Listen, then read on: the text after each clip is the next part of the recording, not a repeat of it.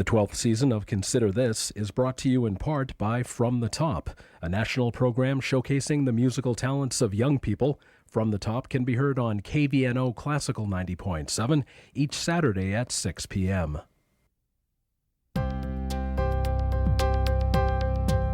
Consider This, a program of issues and information behind today's news. Once again, from the campus of the University of Nebraska at Omaha, here is your host, Kathy Wyatt. Hi everyone, welcome to this week's edition of Consider This. Our topic, amyotrophic lateral sclerosis, more commonly known as Lou Gehrig's disease. An estimated 30,000 Americans are battling it as we speak, one of whom is here today. In fact, we have three guests. Shannon Todd is a patient services coordinator for the ALS Association, Keith Worthington chapter. Sherry Hanneman, the organization's regional development director. And finally, Julie Carlson, who was diagnosed with ALS 9 years ago. Thank you all so much for joining us. Thanks Welcome for to the having us. program. We will start with you, Shannon. Sure. We actually have a graphic that contains the definition of ALS. Could you walk us through that? Sure. Amyotrophic lateral sclerosis, better known as Lou Gehrig's disease. This is the technical term of this, is a progressive neurodegenerative disease that attacks the cells, the nerve cells in the brain and the spinal cord, resulting in muscle weakness and atrophy.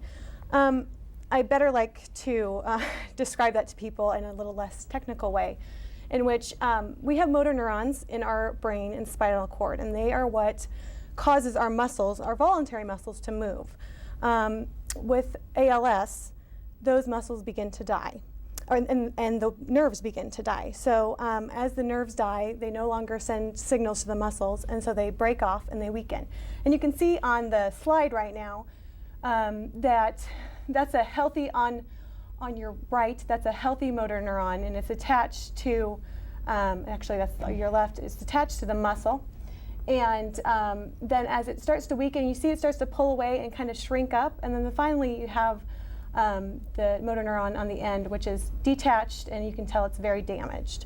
So that's what's happening in ALS to our patients. So eventually we'll have full paralysis for our patients. And again, just the voluntary muscles. So it doesn't affect the heart, it's going to affect your arms, your legs, your speech, your swallowing, and eventually your breathing, because the diaphragm, or the muscle that runs underneath your lungs, that helps your lungs expand and contract, is a semi-voluntary muscle because we can hold our breath. So that is, those are all the muscles that can be affected by the disease. Okay, thank you. And Sherry, this is more commonly known as Lou Gehrig's disease. Tell us about the story behind that. Well, Lou Gehrig, as most people know, played for the New York Yankees in the late 1920s and the 1930s. He's known as the Iron Horse because he played 2,130 consecutive games. Of course, Cal Ripken recently broke that record, but he was known as the Iron Horse because he played and played and played. In 1938, Lou began to notice some weakness. He wasn't getting the bat through as quickly. He didn't seem to be able to swing the bat like he did, and so he actually started using a lighter bat, and that didn't help.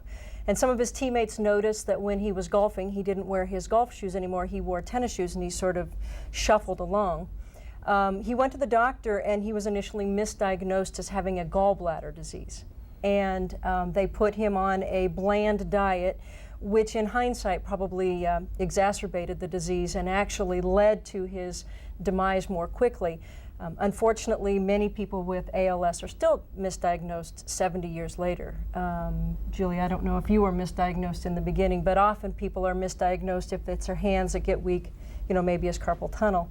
Anyway, in 1939, Lou started the first 8 games, and on a very routine play to the pitcher, a ground ball to the pitcher, Lou had a hard time getting back to the base and barely got there in time to catch the throw from the pitcher, and he got back to the dugout, and his teammates were congratulating him for a great play, and he decided that if that was the best he could do, it was time to hang it up. And he took himself out of the game, and that was the last he played. On July 4th, 1939, he officially retired, and I think everyone knows the luckiest man speech, or has heard bits and pieces of it. And that was 70 years ago this July 4th. And to commemorate that, this 4th of July weekend, all across America, Major League Baseball teams are having an event is called FOR, which 4 was Lou's number, for ALS. And it's to raise awareness about the disease and to raise funds for 4 national organizations. In Omaha, we are having a Gehrig night. Because the Royals are out of town over the 4th of July weekend, we're actually holding it on June 27th with the Omaha Royals, and we'll recreate Gehrig's farewell speech. And so if you've always wondered about that, it'd be a great night to come out and see the Royals play and actually hear the whole speech. It's only 3 minutes, but it's probably one of the best, most quoted speeches in sports history. Thank you for sharing that. Shannon, what causes this? Oh, we wish we could tell you. We don't have a cause, and that's why we don't have a cure at this point. 90 to 95% of ALS is called sporadic ALS, which means there's no family history of ALS, and so it just comes on. And then there's 5 to 10% that is familial ALS, which we do believe is caused by genetics. They have identified a good handful of genes that they link to genetic ALS, but we still don't have them all identified. So it's really, we really don't know at this point. A lot of researchers believe it's a mix between being genetically predisposed to it and then also having environmental exposures that kind of trigger the disease to start happening. Okay, and again, if you could just walk us through the symptoms. What happens to us as this takes? Well, I'll kind of share the symptoms with you by the way that the disease onsets or starts for a lot of people.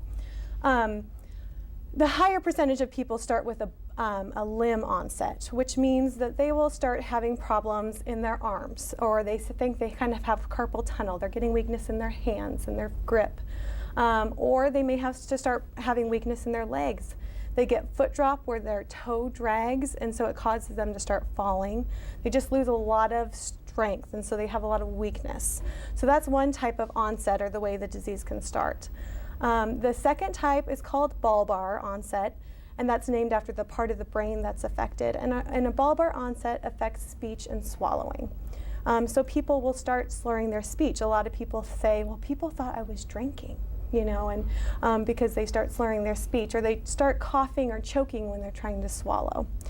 And then finally, and the most rare type of onset is the respiratory onset, where it would affect the diaphragm first, and they would become short of breath, not sleep well, get morning headaches because they're having problems exchanging their airflow. But eventually, every patient is different on how they look, but most of the time all patients will experience some of these symptoms. At what point then, Shannon, does an individual who might be experiencing some of these say, I really need to go get this checked out? Because we often will experience things that are different, but you know, we want to make sure that we are letting folks know when it's that time. And another thing, another symptom common to ALS is called fasciculations, or it's twitching in the muscles. That can sometimes come before the weakness starts. And so a lot of us get twitching in our muscles because of dehydration and other things. So that's one of those things. Yeah, you can feel like you have carpal tunnel, or you know, you may have weakness in your legs. But primarily what we always say is you need to go into your primary physician. They need to run tests and lab work for you. And then at that point, if they can't find anything wrong, you know, it's time to go to a neurologist to really do some tests for you. ALS is a rule-out diagnosis. There is no test for ALS. Nothing, no blood draws can say, yep, you have ALS. So it's done by a neurological exam, medical history, and then finally they do, again, all those different tests, blood draws, x-rays, MRIs, the EKGs with the needles. It's an electromagnetic test. And really, it's a rule-out diagnosis. When they can't figure anything else out and they look at all those things, that's when they diagnose ALS. Okay, and how common is it? Well, the current statistics say that about 2 in every 100,000 people get ALS. The issue with that is that currently, actually last year in Congress, they passed the ALS Registry Act, which means that we will now have a database with the CDC, the Center of Disease Control, to actually, every time someone's diagnosed, it's going to go into this database. Before, we don't know. People were getting diagnosed, and unless they came to the association, we couldn't track them. So we think Previous statistics have said 2 in 100,000. We think it's probably closer to 8 in 100,000. And you know, we say every 90 minutes someone's diagnosed with ALS, and every 90 minutes someone dies of ALS. Average length of life is 2 to 5 years after diagnosis. And you know, it is a disease of aging. Onset for most people, average age of onset is about 55. But it can happen much younger. It is very rare to see under the age of 20, but we have seen those cases. But I have seen cases where they're getting diagnosed at about age of 80 or over. So again, average age is 55. It most commonly, if you get diagnosed under the age of 55, there's a higher percent for men to be diagnosed, not much. But after the age of 55, it gets pretty even with gender. And the other big thing about who gets this is that we've discovered is our veterans. Our veterans are at a 60% chance higher of getting ALS than the general population, which is huge. And that's why in September, I think it was September 23rd of 2008, Congress passed law, and now VA has deemed ALS a service-connected disease because so many veterans are getting diagnosed with ALS. Okay, and Sherry, you're nodding. What would you like to add to that? Well, it's something that people maybe aren't aware of, and our veterans are at a greater risk of dying of ALS than the general population. In fact, if you were in the Air Force in Operation Desert Storm, I believe, you are at 100% greater likelihood of dying of ALS than the general population. And no, we don't know why. I was guessing that was going to be your next question. No, we don't know why. But the Department of Defense has begun appropriating dollars to study that.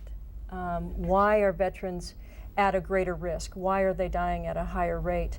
And it is our hope that because when you are in the military, you are so, they know where you've been, they've pretty much known what you've eaten, how you've exercised, what drugs you've taken, where you've lived. They know so much about you, you're so well regulated, that maybe there's a key there that they can unlock. And then that we will be able to extrapolate that out to the general population. But the Department of Defense again this year appropriated $5 million to study veterans and try to determine why they are at a higher risk of dying of ALS than the general population. That said, what would your advice be to veterans that are watching this program, who obviously aren't experiencing anything but thinking, wow, I'm at a higher, I mean, that could cause a little bit of panic, obviously. What would your advice, Shannon, be to those people watching? Again, you know, we can't really do anything until, unfortunately, there's no test, pre-test to see if you're going to get ALS. You know, at this point, we just want them to be healthy, and if they start experiencing any of these symptoms, you know, fatigue, muscle weakness, those type of things, to get into their doctor right away so that they can start looking at what's going on with them. Okay, thank you. And Julie, you are one of those 30,000 Americans that we mentioned at the beginning who lives with ALS on a daily basis. Yep. Walk us through your journey. Well, at the age of 43, and that's been about 9 years ago, I was totally healthy, was raising a family, very active person. And one day I went out for my walk and my jog and noticed my right foot was just kind of tripping me up. And I didn't really know why. I just knew something was different. And you really don't know what's going on for a while, and you just kind of roll with it, and you know, it goes on for quite a long time before you realize you probably should see some kind of doctor for it. And you finally, you know, after about 3 neurologists and a year and a half later, I was diagnosed with ALS. And by then it had started affecting my right knee as well, weakness in my knee. And then it went to my left leg, and it just, over time, gradually, you know, the weakness spread to my arms and to the trunk of my body. And mine, I'm very fortunate because mine is slower progressing. Not a lot of people are that fortunate. This is going on 9 years now. And right now, I don't have use of my arms and my legs. So it's basically, if I would explain it, it's like being paralyzed, but yet you have the feeling. You can feel everything. You mentioned family.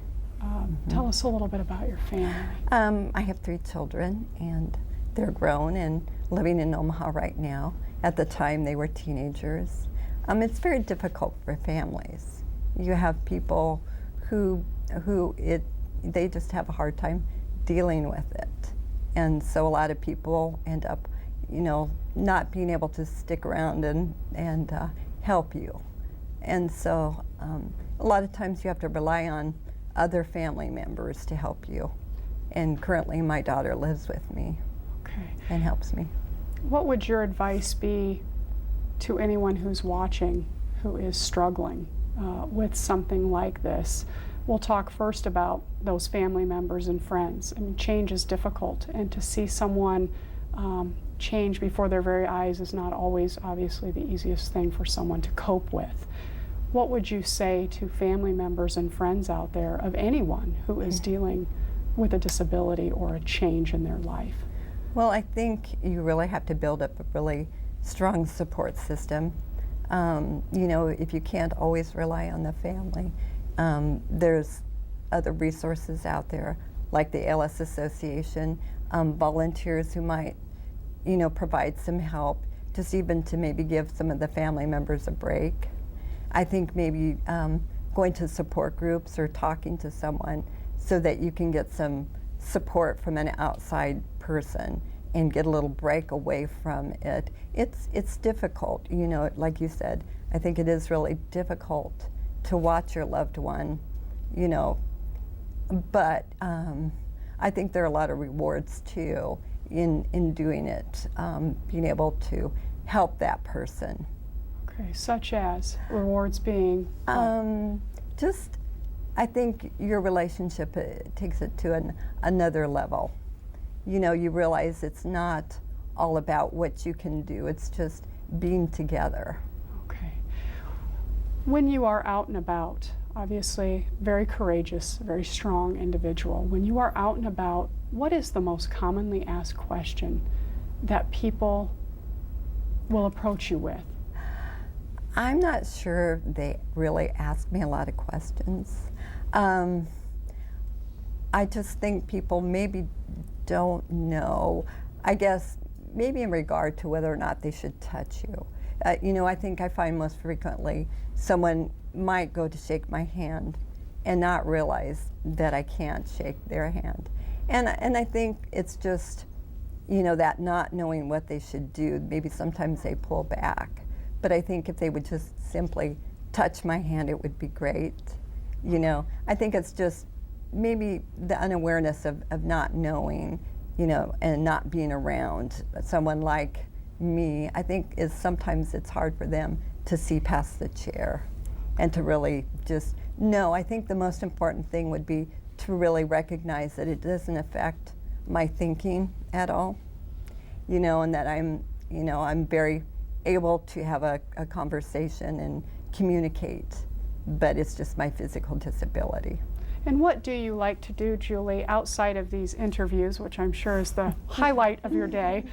What things do you like to do or do you enjoy doing? I like trying to do a lot of things outside. I've always been an outdoors person. I go out every day. I basically am, I don't want this disease to define who I am. I choose to define my life by what I do. And as long as I can, I go out. I enjoy lakes. I still go out to lakes, and I just like being out around people. Music venues, I like to go to those. And wonderful. Thank you.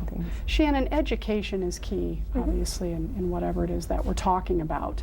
And I understand you initiated a statewide effort in 2008.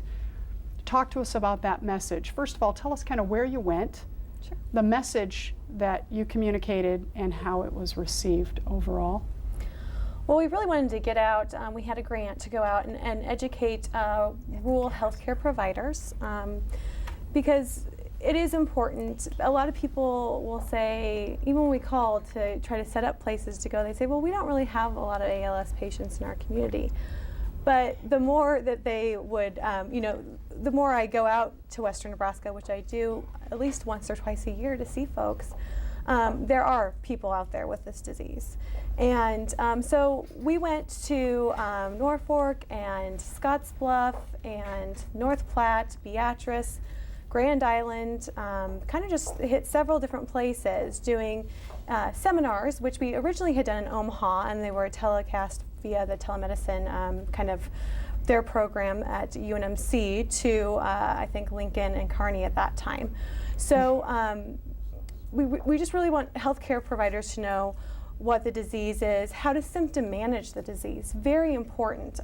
Again, we don't have a cure for this disease, but we can make people have comfortable living with this disease. They are living with this disease. We want to always stress they're living with ALS, and we want to manage the symptoms. We can also look at those symptoms and do things to prolong their life by, having good nutrition, and when it's time to get a breathing or a non-invasive positive pressure ventilation or the BiPAP, that they start doing that, because that's going to help. Them live longer by resting their diaphragm at night. Things like that. And so it's very important that people have the knowledge. And a lot of times, doctors, probably in Omaha, even rural Nebraska, they will never see an ALS patient.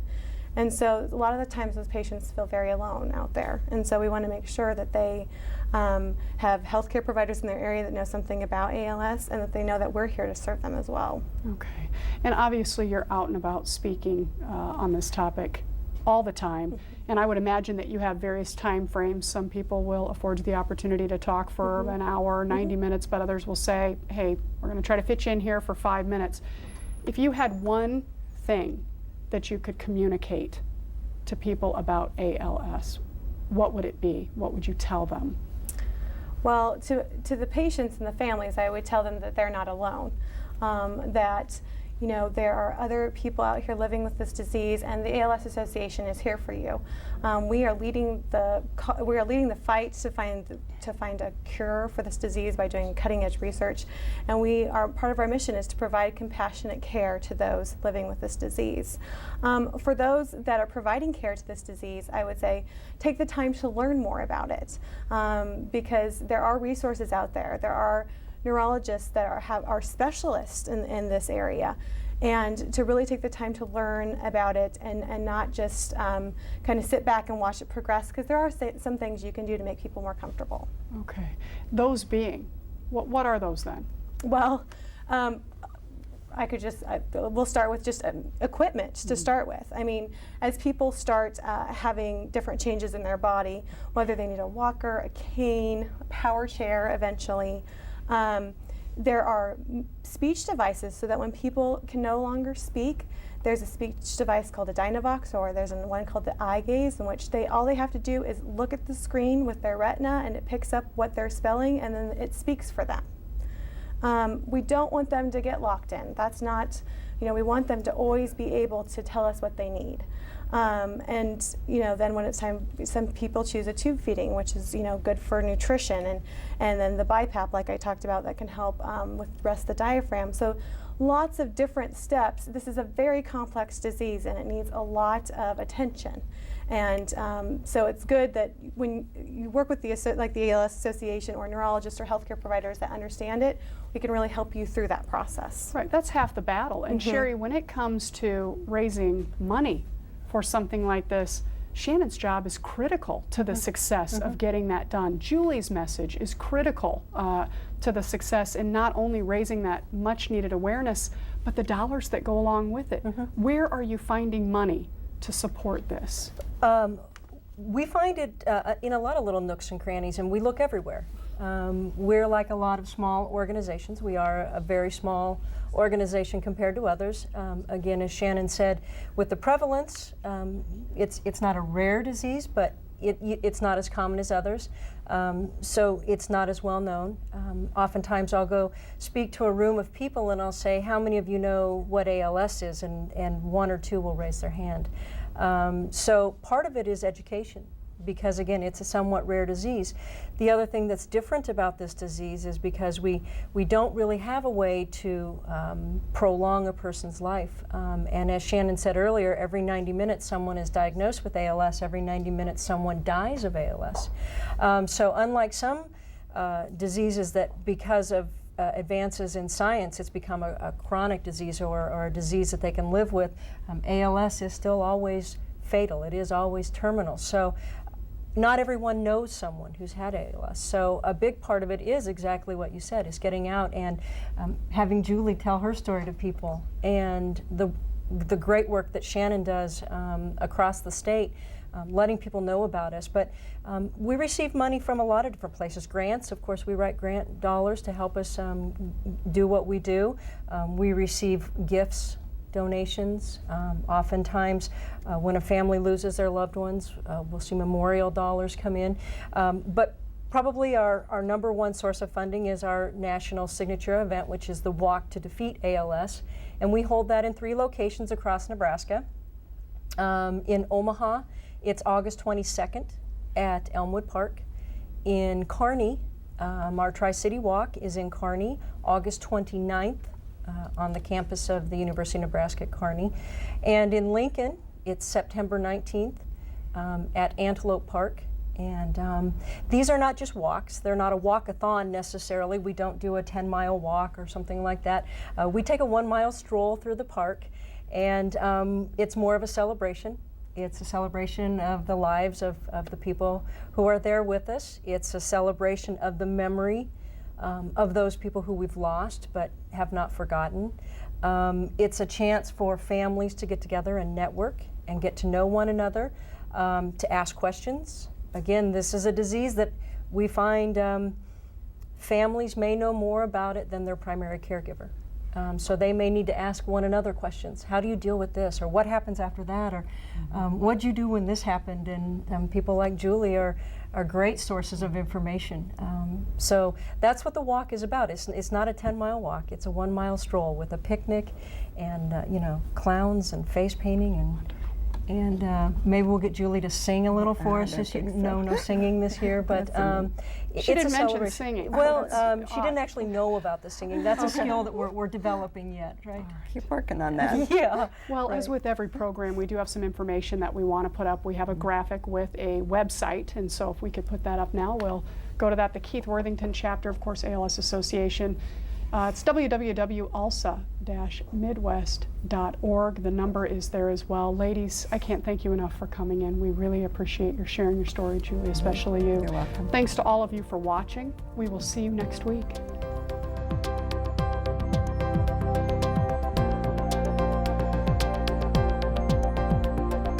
Consider This is an issues and information program produced by UNO Television. More information and program archives can be found at unotv.unomaha.edu. If you'd like to share your comments about this show, call UNO TV at 402-554-2516 during regular business hours. The 12th season of Consider This is brought to you in part by From the Top, a national program showcasing the musical talents of young people. From the Top can be heard on KVNO Classical 90.7 each Saturday at 6 p.m.